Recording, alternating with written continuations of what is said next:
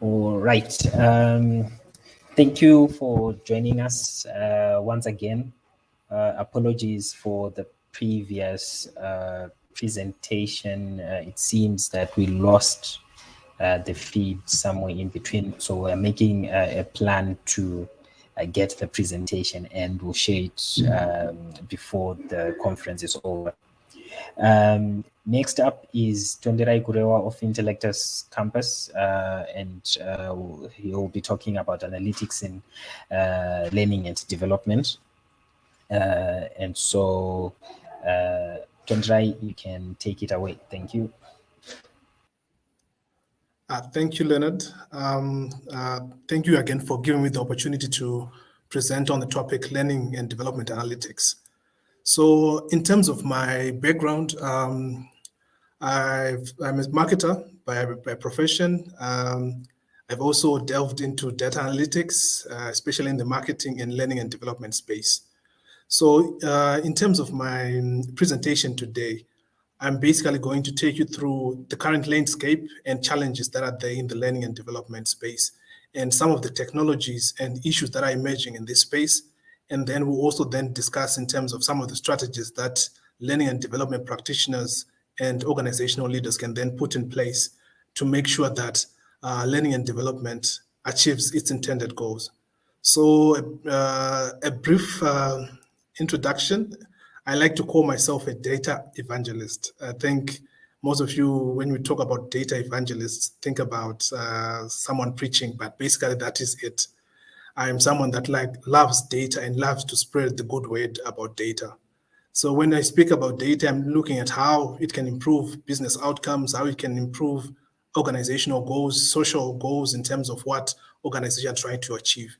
So basically data in itself is useless, but when it's then transformed and it then get insights from this data, that's when we can then have value from this data. So it's not about only collecting data. As you see in my presentation, it's about how we can repurpose this data to make sure that it is fit for purpose, and also it can then help to make these critical decisions where data is needed. So on that, I will give a brief introduction about the company that I work for. I work for a company called Intellectus Campus. So Intellectus Campus is a learning and training institution that was established in 2017. But in terms of combined experience, we have about 30 years of people that have been working in the industry. And in terms of our geographical footprint, we have 7 sites currently across 5 SADC territories, and we have virtual presence in several others. So in terms of current countries that we're operating in, South Africa, Namibia, Eswatini, Botswana, and Zimbabwe, where I'm based currently. So as an organization, basically what we believe in is to make sure that we are optimizing the learning outcomes that are coming out of our training in institutions or training programs. So learning and development analytics is a big part of what we are doing at Intellectus Campus, and also what we want to do in the future in terms of not only doing training, but also then tying this training into business outcomes and business objectives. So moving on in terms of our key competencies and where we train our members in terms of where we see value in training, or we have expertise in training. We have the healthcare space, where we train various courses such as your ophthalmic assistants, your biotech technicians, and health service managers. We have also IT courses that we also run, business management, and education and training services. So this is a brief background in terms of the company that I work for, and some of the key areas that we are interested in terms of the space that we're operating in. So without further ado, I'll then go into the presentation for today.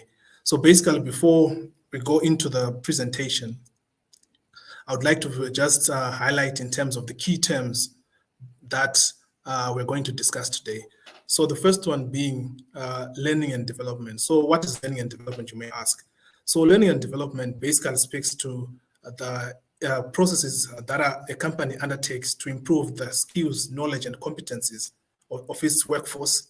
So basically, this takes place within the organizational space. An organization is putting in resources to make sure that people are productive people are upskilled in terms of their capabilities.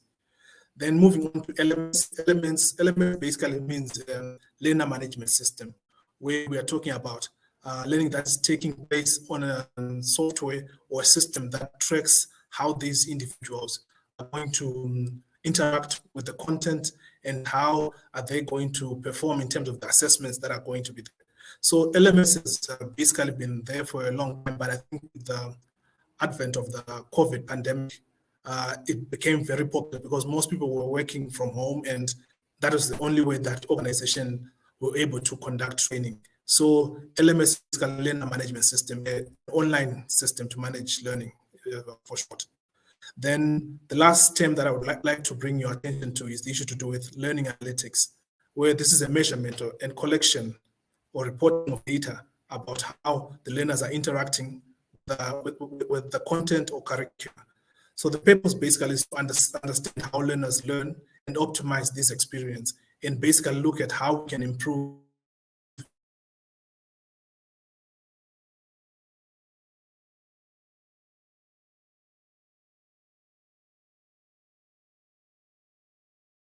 I think this slide basically looks at these are popular brands.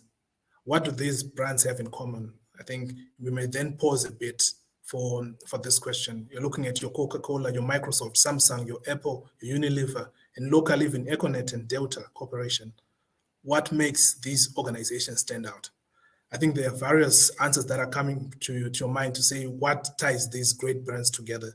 But for me, what I've noticed and what is the underlying DNA of these companies, they are what we call learning organizations.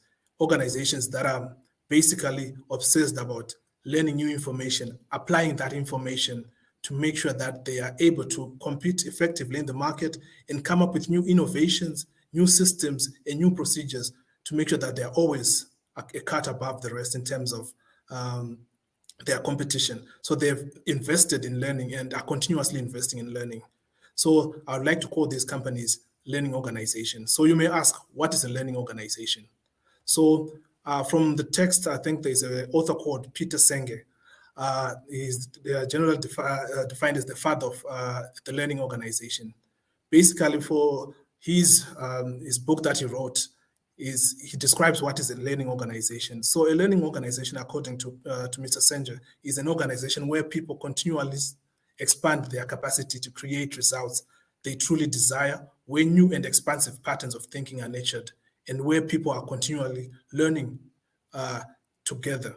So basically, it's an organization where they've realized the value in terms of gathering knowledge and acquiring it and transferring it into skills. So basically, these are organizations that we have highlighted in the previous slide, where we are saying what makes these brands stand out. So you may ask, if everyone understands the value of learning within an organization, where is the problem? I think this presentation then goes into detail to say, what are the current challenges in this space and how can we navigate these challenges to come out with the desired results? So basically, linking the learning organization to organizational development. A culture of learning is a transformative prerequisite, meaning that if we want to change the way things are done in an organization, or want to have positive impact in terms of the results, a learning culture is supposed to be present. When we say a learning culture, it's people that are willing to learn new skills and also apply these skills. I think for the benefit of those that are not in the L&D space, you then ask, how does learning take place within an organization? So you see organizations also sponsor what we call formal education or learning, where people are engaged in MBAs or structured programs, where these are usually developed by schools, colleges, and the end result, people end up with diplomas and degrees. And there's non-formal learning, where this is in terms of non-structured, in the form of short courses, and what is the outcome is skills and capabilities. So if we are looking at this space, basically this is where learning and development then falls into the space of non-formal learning, where the company organizes these seminars where employees come in for these workshop and training sessions to get new skills that they can readily apply within the organization. So usually this takes a shorter time frame than the formal qualifications or formal learning Informal, basically, this is someone that has taken learning upon themselves and say, I want to learn a particular skill, and it's unstructured and self-motivated. And someone wants to make sure that they learn a new skill. For example, for me, data analytics started as an informal skill that I wanted to acquire. Then I went to the formal route where I acquired my master's in data analytics. So I think these interact in terms of making sure that someone has the key competencies to perform their job and self-fulfillment in terms of learning these new skills. Then now looking at the space of the organization, why are organizations interested in learning and development? I think there are 4 issues here where we are saying increasing efficiency, where we are saying the current processes, they're not optimal in terms of performance. How do we make sure that they are efficient and we utilize the current resources to have more in terms of output? Then we also look at drive growth. Driving growth is basically looking at the premise of saying, how do we then have innovative ways of coming up with new initiatives so that we have blue market strategies, blue ocean strategies that we can come up with to increase the market share that we currently have. Then foundational skills, these are basically skills that someone needs or competencies someone needs to do their job. Mitigating risk, obviously, in every business environment, there is risk that is posed with every operating environment. So you need skills to navigate this environment. I think whether it be from the political side, economic side, social and technological side, do we have skills for the future in terms of, for example, if it's data science, artificial intelligence, do we have skills inside the organization for us to then compete in the future in terms of where the market is going? So basically, this is why organizations are interested so much in terms of learning and development. Then also moving into the L&D space. Why are organizations or key strategic people in the organization concerned about learning and development? The first one obviously has to do with money. There's a lot of financial investment that goes into learning and development programs. So there are people like the finance department who are looking at scenarios of how this return on investment can be optimized and how we can use less and get more. Then also in terms of the wage bill from HR, we're looking at issues to do with how do we manage the payroll? Do we need to hire more people, or do we need to train the people that we currently have to do more? So this is now where HR is then concerned to say, how do I then go to my CEO and say, I need more people to come through, and also to see if we can also then maybe have more L&D initiatives to improve productivity. Then lastly, there are issues to do with organizational outcomes, such as your sales, profitability, and innovation. Obviously, every learning and development program needs to be tied to a KPI or an organizational KPI that the organization cares about. So we're talking about issues to do with increases in sales, profitability, and innovation. So every program, we do not do L&D for the sake of L&D. We need to make sure that our L&D speaks to these organizational KPIs of which the organizational leaders do care about. So moving on in terms of our presentation, this is where now it gets interesting in terms of where L&D and the business start to diverge in terms of how they see the outcomes of the L&D department or learning and development department. So basically, according to my research, there is what we call a value gap. A value gap basically means that there is a gap between what L&D thinks is doing for the business and what the business thinks that L&D is doing for them.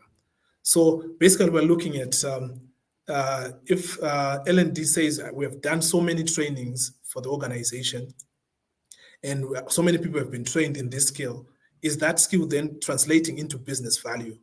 That's where now this value gap is then created. So the purpose of this presentation is to see where this value gap is created and some of the ways of then mitigating using analytics to show that value gap, either reducing it or closing it, so that the L&D department and the organization are on the same page.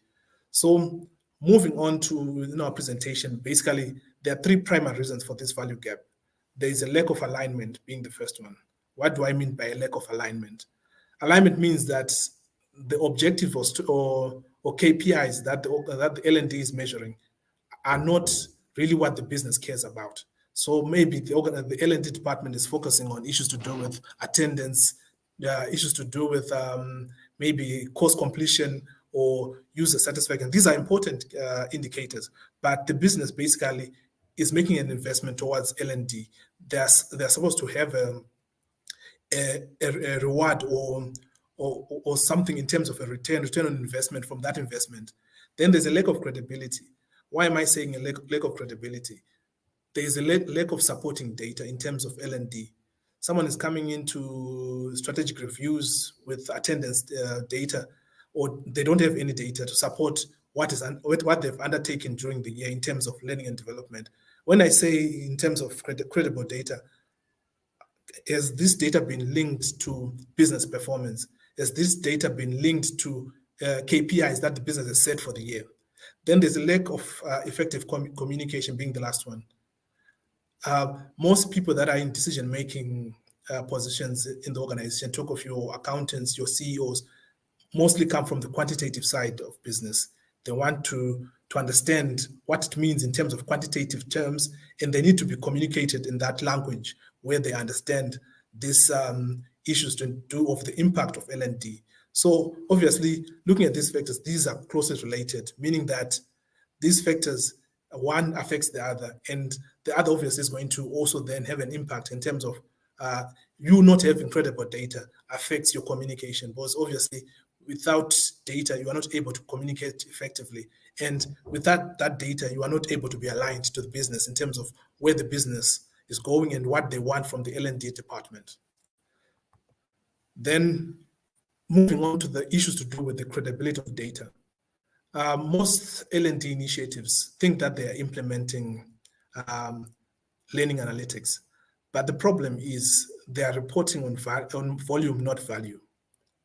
What do I mean about this statement? Is basically volume is there measuring attendance or issues that are just ticking boxes in terms of someone has attended a course, someone has said they are satisfied with the course.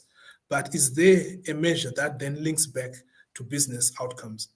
So volume basically tells the business how much training has been done and delivered, but can't tell the business what happened, what is likely to happen as a result of the training.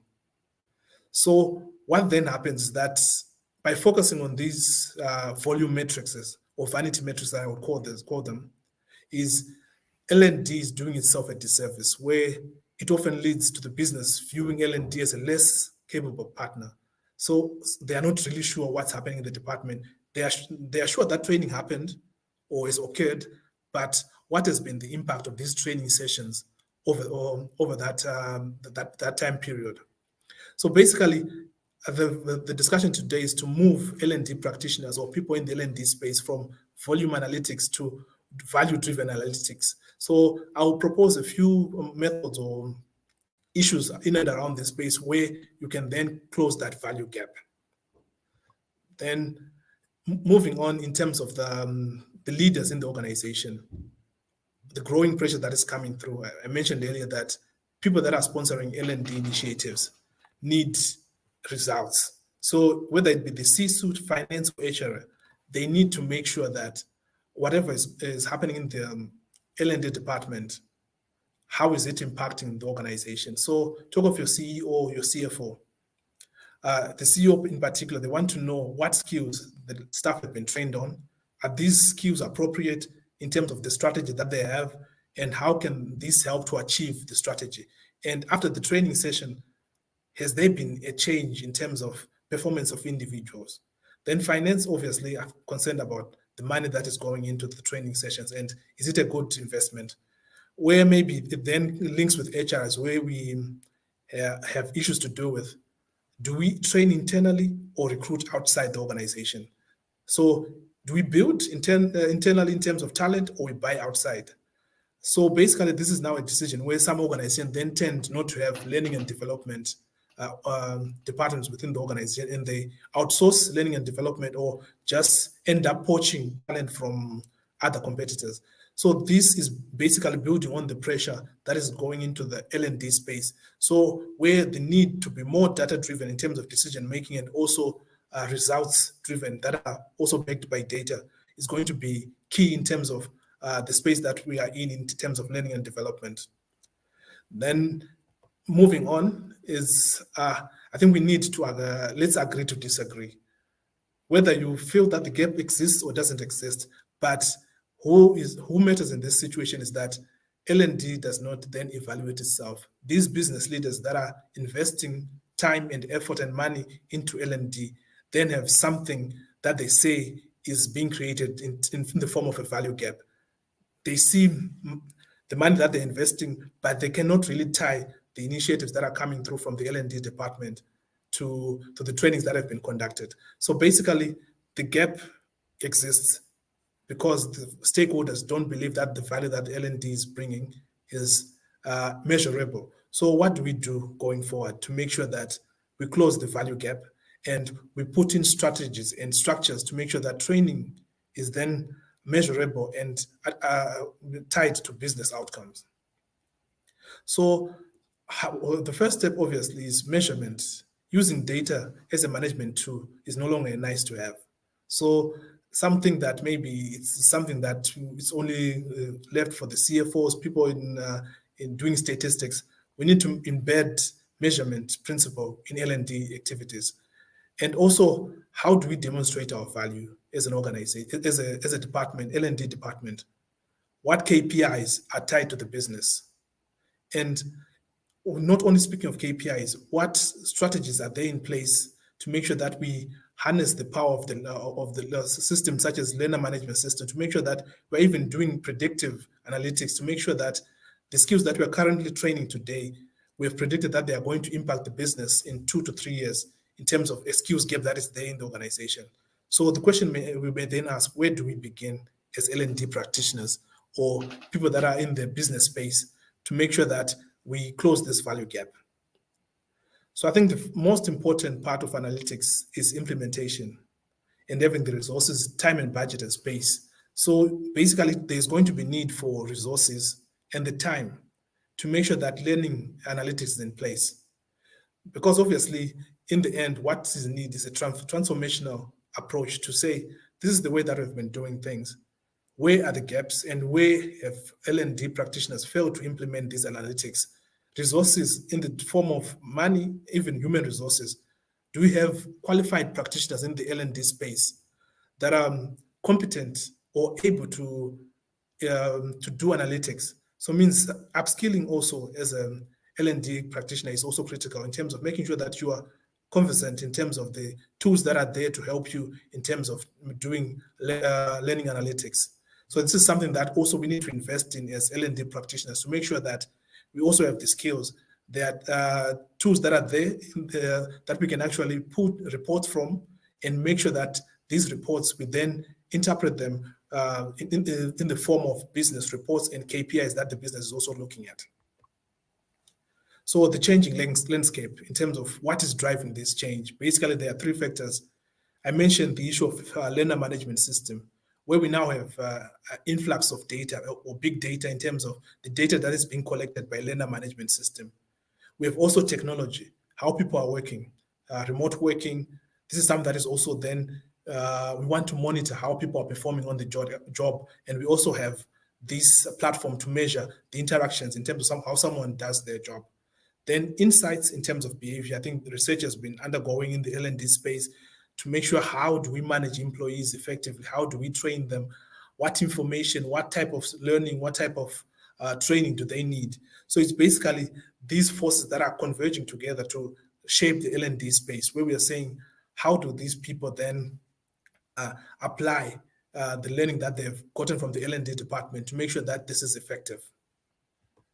Then moving on to the learner management system, we have statistics that are collected by a learner management system.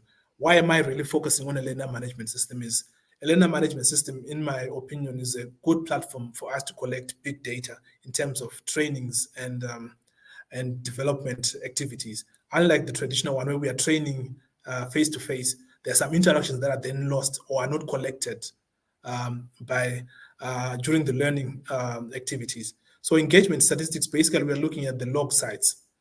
How someone is logged into the site, the interactions, where are they logging from, the time that they spent on a particular module, and the preferred activities that they have undertaken during the learning activity. Performance statistics, obviously, these are the ones that we are more familiar with in terms of how someone scores on a particular test, how someone responds to a quiz or a poll within a training session. Then there's also the course help desk. Why is it important? This is a good way to collect qualitative data. When I say qualitative data, this is data that someone asked in terms of a particular question. Maybe they don't understand it. They then write a question to say, on this particular question, I'm not really understanding this aspect. Can you then improve that aspect of the question? So this is a good way to also collect qualitative data. So with these, armed with these three types of statistics, how do learning and development practitioners put this into use in terms of creating models from the LMS into predictive models in terms of how L&D also then works in that space? So basically, I don't know if my slide is clear, but I've come up across a model where it then says, how do we move from a learner management system into various types of analytics? So basically, it identifies two types of data that can be extracted. There's the events log dataset and the grade set dataset.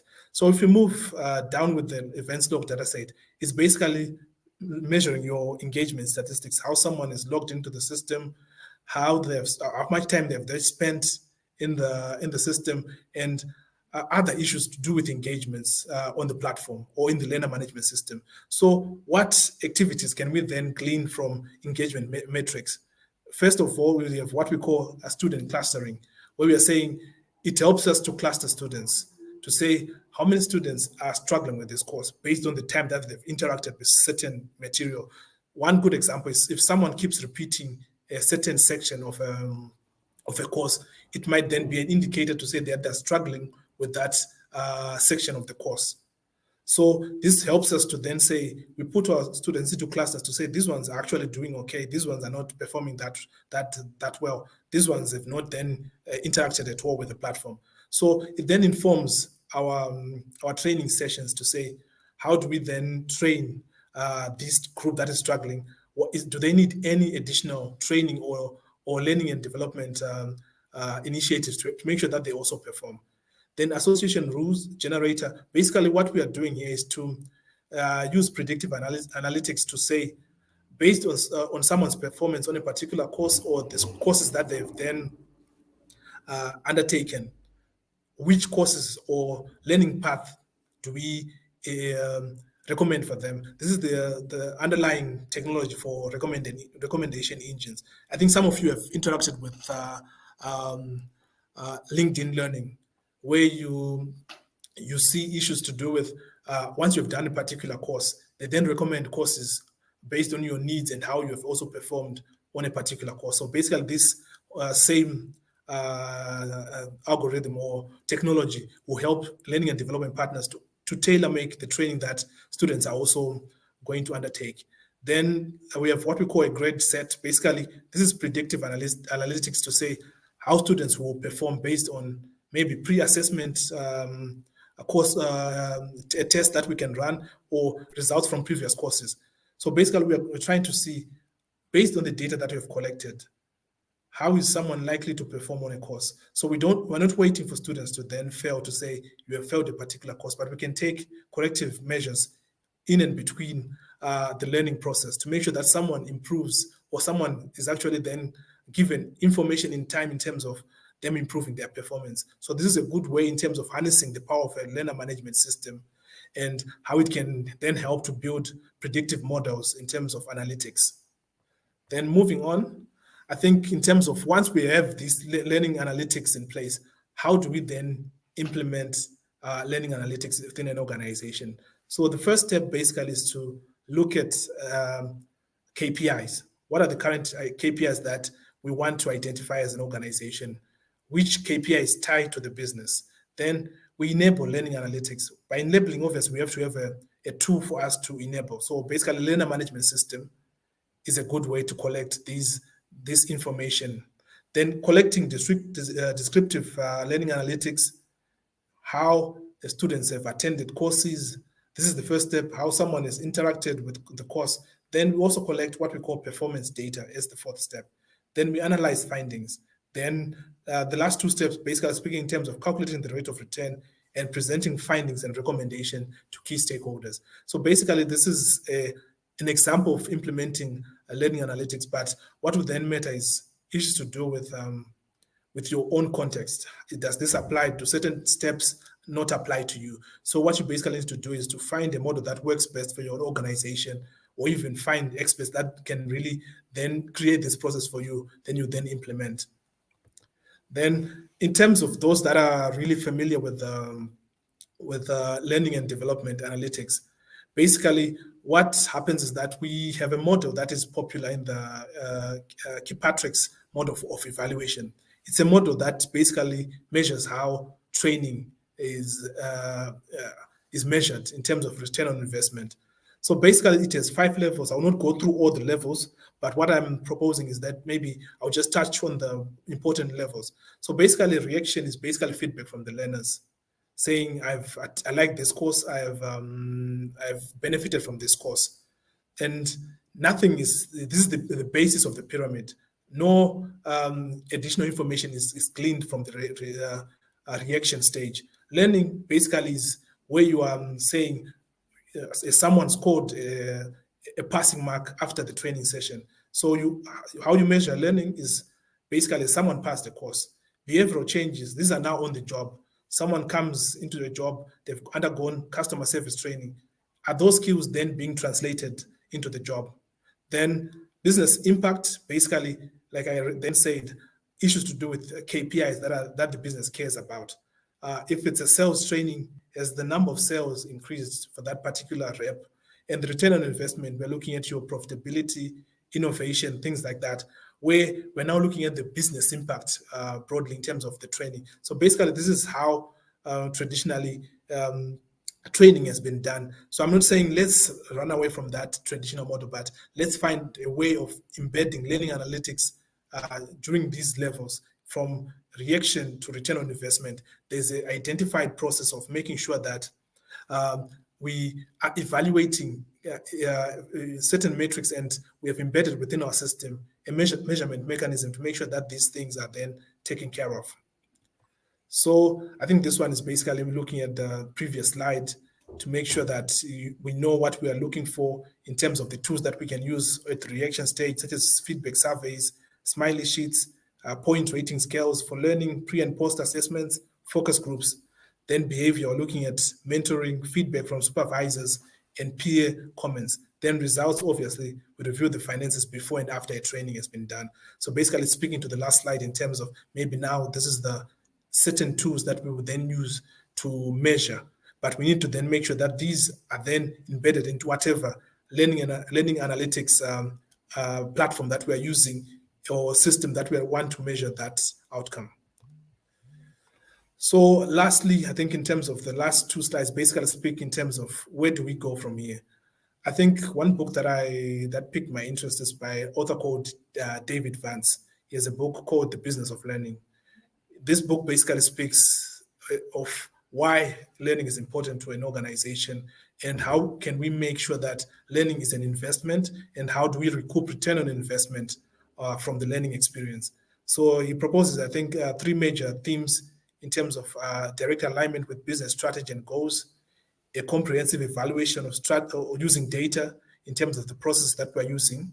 Then we need a review of the assets of L&D. So every now and then we are looking at is the tech space there in terms of the technological specs that are there to measure learning, are they tied to other business outcomes? So it's something that we also need to be on the lookout for. So basically, in terms of my presentation, the last slide basically is looking at frameworks in terms of how do we combine learning analytics with the business indicators.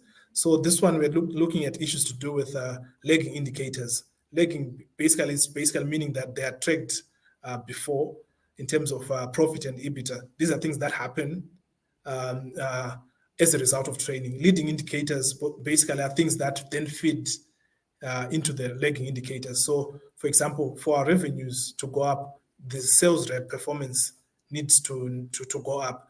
Then if for profitability, productivity, and also efficiency need to go up. So basically, I will not exhaust everything in this presentation, but basically this is for us to have a conversation and also look in the right direction in terms of coming up with learn analytics. So obviously the value drivers I mentioned them, but just as a recap, we are looking at driving growth, mitigating risk, building and maintaining foundational skills of employees, and last but not least, maximizing operational efficiency. This is what L&D is supposed to do for an organization. So whenever you find yourself not contributing to these value drivers, you are then contributing to the value gap, which you mentioned at the start of the presentation. So basically, that is the end of my presentation. And basically looking into the future, this is where learning and development is going as a discipline. Issues to do with micro-learning, gamified learning, personalized learning, and hybrid workforce training. These are issues maybe you want to look in as L&D practitioners or business professionals that you think are also going to be beneficial to learners within the organization. So that marks the end of my presentation.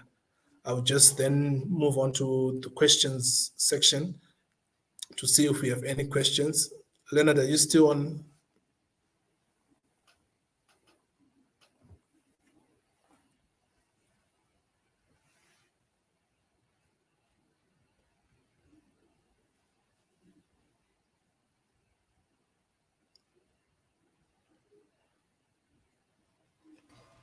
Yes, Tonderai. I thank you very much for an insightful presentation.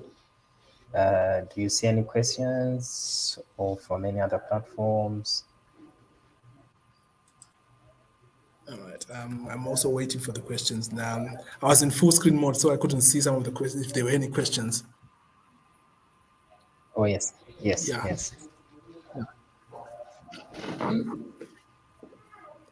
Yeah, I think there's from Ian Mutami who says interesting.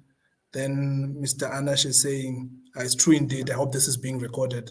Then Danai is saying, great presentation. So thank you, Danai, Ian, and Anash. I think for me, basically, is to lead the discussion on the L&D space. I think there are a lot of things that are happening there where analytics can be of value to organization. And as I said, I see myself as a data evangelist. So basically, this is not basically to say the L&D space is the only one that is being called for more accountability in terms of our operations. Look at the accounting space. Analytics has a role to play there. Marketing space. Every industry, in my opinion, has something to benefit from data and implementing data-driven strategies. So for me, Leonard, basically is to say, as Data Science Zimbabwe, how can we get more business professionals into the space? And they also have the prerequisite skills to also then partake in some of these decisions and some of these areas, so that obviously organizations are interested in increasing performance, and data is one of the things that can set organizations apart. No, certainly. Data Science Zimbabwe is definitely, obviously, looking forward to engaging in training as well. And these are certainly considerations we'd also love to take on board as we make plans for the future in terms of our training programs. And we do hope that one of these days we'll be able to engage you as well and get a lot more insight into what you have just shared and additional insights from analytics in the learning and development space. Yeah. Thank you, Leonard. Thank you again for inviting me. There is a question from Ian. Do you have any recommendation for, I'm assuming that's learning management, so software platforms, standalone or WordPress, etc.? All right. I think I'll share the other platforms, but the platform that we are currently using is called Moodle. So I think you can research on Moodle. I think, Ian, if you look me up on LinkedIn, I can then share more information. But Moodle, I think it's a popular one. but there are various learning and development or learning management systems that are out there. So basically then looks at the functionality that you want to get out of that system and also the budget. But Moodle, I think, is where most people are currently at in terms of learner management system. So if you're able to look me up on LinkedIn, I can share more platforms for you.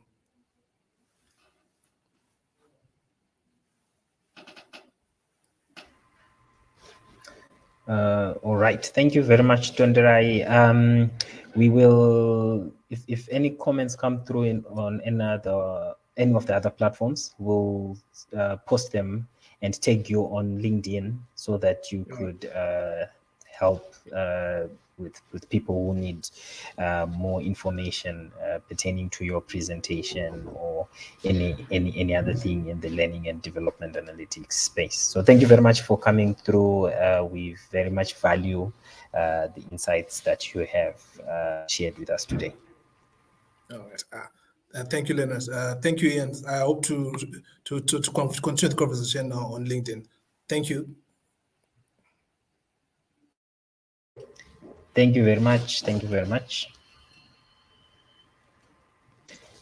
All right. So we'll just take a 10 or 15-minute break as we get our next speaker, who's Lovemo Chipindu, who will be speaking on data science use cases in agriculture. So thank you for watching this presentation. See you in the next session.